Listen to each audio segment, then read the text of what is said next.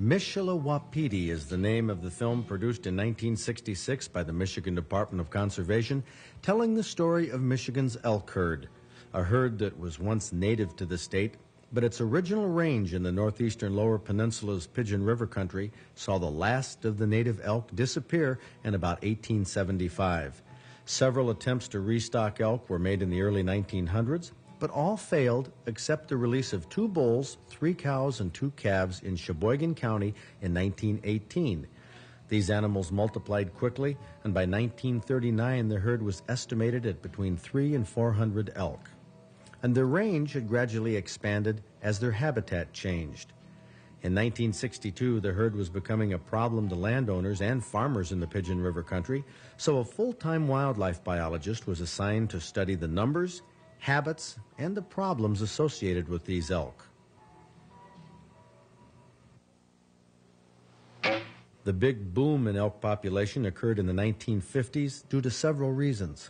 These animals prefer aspen stands and young woodland areas that are older than deer prefer, and the logging of the 1930s put the habitat for elk in perfect condition in the 50s. They ate well and multiplied. When World War II ended, the American economy improved, and biologists feel there was less poaching of elk for subsistence in the 1950s. Elk were growing to ripe old ages, fed well by young forest land and farmland, where they began inflicting considerable damage, which is why the DNR put the herd under careful scrutiny. Elk are 4 to 5 times larger than deer. A 3-year-old will weigh from 300 to 600 pounds and stand 5 feet high at the shoulders. Michigan elk are actually slightly larger than elk from the mountain states, one of the many findings of researchers at the Houghton Lake Research Station, where the elk research was headquartered. Michigan's elk herd had unusually high survival, although there were some mysterious die-offs. This antler deformity was probably the result of an accident. You can see the difference in size between a white-tailed deer and a young elk. A 6-month-old elk calf will outweigh a full-grown deer by about 50 pounds. Nutrition studies at Houghton Lake showed that elk eat about 3 times as much as a deer. That causes a problem in itself. The breeding bulls don't eat much in the fall. The smaller ones fatten up, but the big bulls carry very little visceral fat. Defending their harem of cows and doing the breeding takes up their time and energy. So they head into the winter poorly prepared, and it's these breeding bulls, the trophy bulls, that often die during a hard winter. Losers of the fights like this one will probably prevail next year when it will be his time to breed.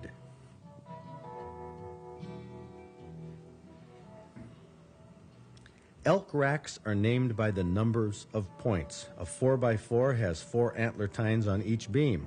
A 6x6 is referred to as a royal bull.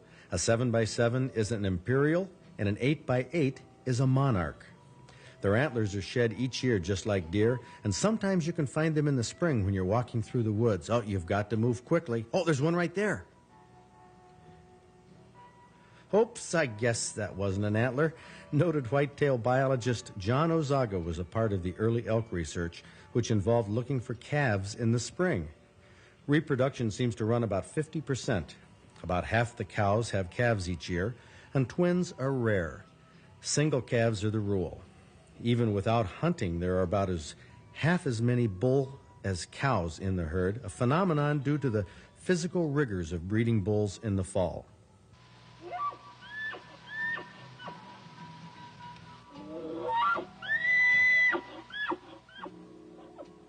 Bugling can often be heard in elk country in September as the bulls call to the cows.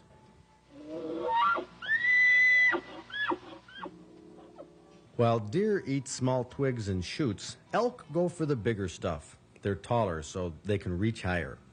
Besides eating lots of leaves, they like to strip the bark off trees and eat that. Now, that deforms the tree at least. Sometimes it kills it. Twigs like this are ones that deer would pass by, but elk consider them perfect for a meal. Elk are only a problem if there are too many of them in an area. The DNR had a bad experience with the census technique used for estimating animals in the hunts of the early 1960s.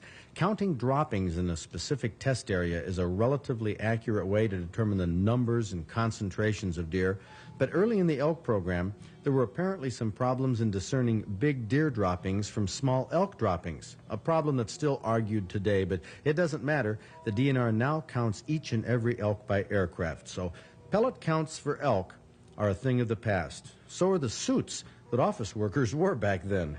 But the methods of picking hunters to trim the overpopulated elk herd remains basically the same.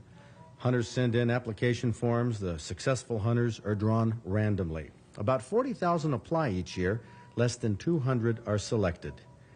Even though elk are hunted relatively little in Michigan, the elk, by nature, are wary. They're not as wary as white-tailed deer, but this is true for elk throughout North America, and caribou for that matter, but they are wary to hunt nonetheless. The success ratio for hunters is extremely high. In Michigan's December season that just closed, 109 permit holders hunted. One had a family emergency and couldn't use the permit. 103 filled their tags. 35 had a bull permit filled. 68 filled their antlerless permits.